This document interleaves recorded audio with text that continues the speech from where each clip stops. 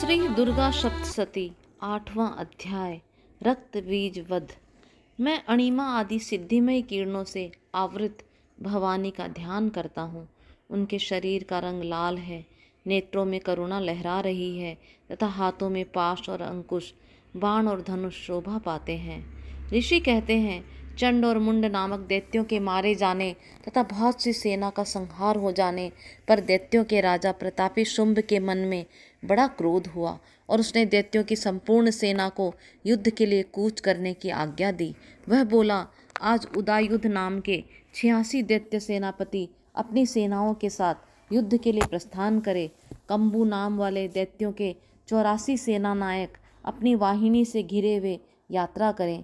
50 कोटि वीर्य कुल के और 100 धौम्र कुल के असुर सेनापति मेरी आज्ञा से सेना सहित कूच करे। कालक, दोहद्र, मौर्य और काल के असुर भी युद्ध के लिए तैयार हो मेरी आज्ञा से तुरंत प्रस्थान करें। भयानक शासन करने वाला असुर राज शुंभ इस प्रकार आज्ञा दे सहस्त्रों बड़ी बड़ी सेनाओं के साथ युद्ध के लिए प्रस्थित हुआ। उसकी अत्यंत भयंकर सेना आती देख चंडिका ने अपने धनुष के टंकार से पृथ्वी और आकाश के बीच का भाग गुंजायमान कर दिया। राजन, तदंतर देवी के सिंह ने भी बड़े जोर से दहाड़ना आरंभ किया। फिर अंबिका ने घंटे के शब्द से उस ध्वनि को और भी बढ़ा दिया। धनुष के टंकार, सिंह की दहाड़ और घंटे की ध्वनि से संपूर्ण दिशाएं गूंज उठी। उस भयंकर शब्द से काली ने अपने विकराल मुख को और भी बढ़ा लिया तथा इस प्रकार वे विजयिनी हुई। उस तुमुल नाद को सुनकर दैत्यों की सेनाओं ने चारों ओर से आकर चंडिका देवी, सिंह तथा काली देवी को क्रोधपूर्वक घेर लिया। राजन, इसी बीच में असुरों के विनाश तथा देवताओं के अभ्युदय के लिए ब्रह्मा, शिव, कार्तिकेय, विष्णु तथा इंद्र आदि देवों की शक्तियाँ, जो अत्यंत पराक्रम और बल से संपन्न थी, उनके शरीरों से निकलकर उन्हीं के रूप में चंडिका देवी के पास गई। जिस देवता का जैसा रूप, जैसी वेशभूषा और जैसा वाहन है, ठीक वैसे ही साधनों से संपन्न हो उसकी शक्ति असुरों से युद्ध करने के लिए आई। सबसे पहले हंस युक्त विमान पर बैठी हुई अक्षसूत्र और कमंडल से सुशोभित ब्रह्मा जी की शक्ति उपस्थिति हुई, जिसे ब्रह्माणी कहते हैं।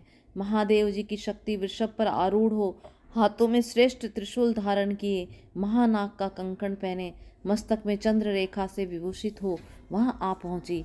कार्तिकेय जी की शक्ति रूपा जगदम्बिका उन्हीं का रूप धारण किए श्रेष्ठ मयूर पर आरूढ़ हो, हाथ में शक्ति लिए दैत्यों से युद्ध करने के लिए उद्यत हुई। इस प्रकार भगवान विष्णु की शक्ति गरुड़ पर विराजमान हो शंख, चक्र, गदा, शांग, धनुष तथा खड्ग हाथ में लिए वहां आई। अनुपम यज्ञवाराह का रूप धारण करने वाली श्री हरि की जो शक्ति है, वह भी वाराह शरीर धारण करके वहां उपस्थित हुई। नारसिंह की शक्ति भी नरसिंह के समान शरीर धारण करके वहां आई। उनकी गर्दन के बालों के झटके से आकाश के तारे बिखरे पड़ते थे। इसी प्रकार इंद्र की शक्ति वज्र हाथ में लिए गजराज ऐरावत पर बैठकर आई। उनके भी सहस्त्र नेत्र थे। इंद्र का जैसा रूप है वैसा ही उसका भी था। तदंतर उस देव शक्तियों से घिरे हुए महादेव जी ने चंडिका से कहा, मेरी प्रसन्नता के लिए तुम शीघ्र ही इन असुरों का संहार करो। तब देवी के शरीर से अत्यंत भयानक और परम उग्र चंडिका शक्ति प्रकट हुई, जो सैकड़ों गिदड़ियों की भांति आवाज करने वाली थी। उस अपराजिता देवी ने धूमिल जटा वाले महादेव जी से कहा, भगवान, आप शुंभ निशुंभ के पास दूत बनकर जाइए और उन अत्यंत गर्वीले दानव शुंभ व निशुंभ दोनों से कहिए, साथ ही उनके अतिरिक्त जो भी दानव युद्ध के लिए वहाँ उपस्थित हो उनको भी यह संदेश दीजिए, दैत्यों, यदि तुम जीवित रहना चाहते हो तो पाताल को लौट जाओ। इंद्र को त्रिलोकी का राज्य मिल जाए और देवता यज्ञ भाग का उपभोग करें। यदि बल के घमंड में आकर तुम युद्ध की अभिलाषा रखते हो तो आओ, मेरी शिवाएं योगिनियां तुम्हारे कच्चे मांस से तृप्त होंगी। चूंकि उस देवी ने भगवान शिव को दूत के कार्य के रूप में नियुक्त किया था, इसलिए वह शिवदूती के नाम से संसार में विख्यात हुई। वे महादैत्य भी भगवान शिव के मुंह से देवी के वचन सुनकर क्रोध में भर गए। जहाँ कात्यायनी विराजमान थी उस और बढ़े। तदंतर वे दैत्य अमरस में भरकर पहले ही देवी के ऊपर बाण, शक्ति और दृष्टि आदि अस्त्रों की वृष्टि करने लगे। तब देवी ने भी खेल खेल में ही धनुष के टंकार की और उससे छोड़े हुए बड़े बड़े बाणों द्वारा दैत्यों के चलाए हुए बाण, शूल, शक्ति और फरसों को काट डाला। फिर काली उनके आगे होकर शत्रुओं को सूल से प्रहार से विदीर्ण करने लगी और खटवांग से उनका कचूमर निकालती हुई रणभूमि में विचरने लगी। ब्रह्माणी भी जिस जिस ओर दौड़ती उसी उसी ओर अपने कमंडल का जल छिड़क कर शत्रुओं के ओज और पराक्रम को नष्ट कर देती थी। माहेश्वरी ने त्रिशूल से तथा वैष्णवी ने चक्र से और अत्यंत क्रोध में भरी हुई कुमार कार्तिकेय की शक्ति से दैत्यों का संहार आरंभ किया। इंद्र शक्ति के वज्र प्रहार से ही विदीर्ण हो सैकड़ों दैत्य दानव रक्त की धारा बहाते हुए पृथ्वी पर सो गए। वाराही शक्ति ने कितनों को अपनी थुथुन की मार से नष्ट किया।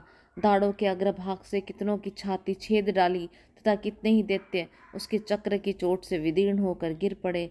नारसिंगी भी दूसरे दूसरे महादैत्यों को अपने नखों से विदीर्ण करके खाती और सिंहनाद से दिशाओं वह आकाश को गुंजाती हुई युद्ध क्षेत्र में विचरने लगी।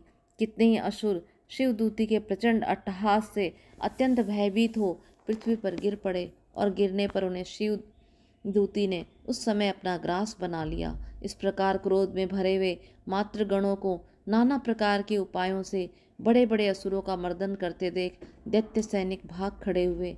मातृगणों से पीड़ित दैत्यों को युद्ध से भागते देख रक्त बीज नामक महादैत्य क्रोध में भरकर युद्ध करने के लिए आया। उसके शरीर से जब रक्त की बूंद पृथ्वी पर गिरती तब उसी के समान शक्तिशाली एक दूसरा महादैत्य पृथ्वी पर पैदा हो जाता। महासुर रक्त बीज हाथ में गदा लेकर इंद्र शक्ति के साथ युद्ध करने लगा। तब ऐन्द्री ने अपने वज्र से रक्त बीज को मारा। वज्र से घायल होने पर उसके शरीर से बहुत सा रक्त चूने लगा और उससे उसी के समान रूप तथा पराक्रम वाले योद्धा उत्पन्न होने लगे। उसके शरीर से रक्त की जितनी बूंदें गिरी उतने ही पुरुष उत्पन्न हो गए। वे सब रक्त बीज के समान ही वीर्यवान, बलवान तथा पराक्रमी थे। वे रक्त से उत्पन्न हुए पुरुष भी अत्यंत भयंकर अस्त्र शस्त्रों का प्रहार करते हुए वहाँ मातृगणों के साथ घोर युद्ध करने लगे। पुनः वज्र के प्रहार से जब उसका मस्तक घायल हुआ तब रक्त बहने लगा और उसके हजारों पुरुष उत्पन्न हो गए। वैष्णवी ने युद्ध में रक्त बीज पर चक्र का प्रहार किया तथा ऐन्द्री ने उस दैत्य सेनापति को गदा से चोट पहुंचाई। वैष्णवी के चक्र से घायल होने पर उसके शरीर से जो रक्त बहा और उससे जो उसी के बराबर आकार वाले सहस्त्रों महादैत्य प्रकट हुए, उनके द्वारा संपूर्ण जगत व्याप्त हो गया। कौमारी ने शक्ति से, वाराही ने खड़ग से और माहेश्वरी ने त्रिशूल से महादैत्य रक्त बीज को घायल किया। क्रोध में भरे हुए उस महादैत्य रक्त बीज ने भी गदा से सभी मातृ शक्तियों पर पृथक पृथक प्रहार किया। शक्ति और सूल आदि से अनेक बार घायल होने पर जो उसके शरीर से रक्त की धारा पृथ्वी पर गिरी, उससे भी निश्चय ही सैकड़ों असुर उत्पन्न हुए। इस प्रकार उस महादैत्य के रक्त से प्रकट हुए असुरों द्वारा संपूर्ण जगत व्याप्त हो गया। इससे उन देवताओं को बड़ा भय हुआ।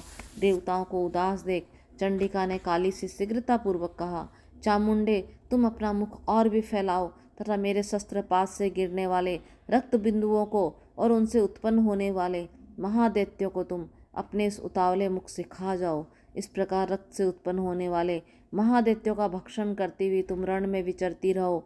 ऐसा करने से उस दैत्य का सारा रक्त क्षीण हो जाने पर वह स्वयं ही नष्ट हो जाएगा। उन भयंकर दैत्यों को जब तुम खा जाओगी तब दूसरे नए दैत्य उत्पन्न नहीं हो सकेंगे। काली से यूँ कहकर चंडिका देवी ने शूल से रक्त बीज को मारा और काली ने अपने मुख में उनका रक्त ले लिया।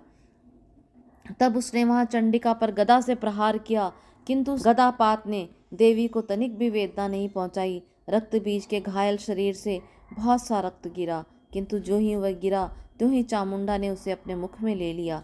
रक्त गिरने से काली के मुख में जो महादैत्य उत्पन्न हुए उन्हें भी वह चट कर गई और उसने रक्त बीज का भी रक्त पी लिया। तदंतर देवी ने रक्त बीज को, जिसका रक्त चामुंडा ने पी लिया था, वज्र, बाण, खड़ग तथा रिष्टि आदि से मार डाला।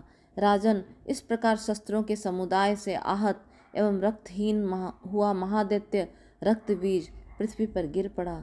नरेश्वर, इससे देवताओं को अनुपम हर्ष की प्राप्ति हुई और मातृगण उन असुरों के रक्तपान के मद से उद्यत सा होकर नृत्य करने लगा। इस प्रकार श्री मार्कंडेय पुराण में सावर्णिक मनवंतर की कथा के अंतर्गत देवी महात्म्य में रक्त बीज वध नामक 8वां अध्याय संपूर्ण हुआ। जय माँ दुर्गे, जय माँ अम्बे।